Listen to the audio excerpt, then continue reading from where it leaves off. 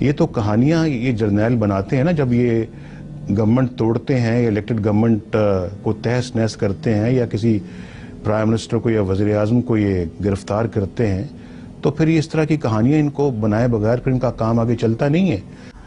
ہم تو قبضہ گروپ سے قبضہ چھڑانا چاہتے ہیں۔ ہم تو چاہتے ہیں کہ یہ پاکستان پہ اس طرح سے ڈیموکریسی کو ڈیریل کرنے کا ان کو کوئی حق نہیں ہے۔ فوج کا کام ہے بیرکس میں رہنا، فوج کا کام ہے پاکستان کے فرنٹیئرز کو ڈیفینڈ کرنا، فوج کا کام ہے اپنے پروفیشنل معاملات کو دیکھنا۔ فوج کا کام ملک چلانا تو نہیں ہے نا۔ فوج کا یہ کام نہیں ہے کہ وہ پاکستان کے ایک الیکٹڈ پرائم منسٹر کو اریسٹ کر لیں اور اس کو جیلوں میں بند کر دیں، اس پہ جھوٹے مقدمے بنا دیں۔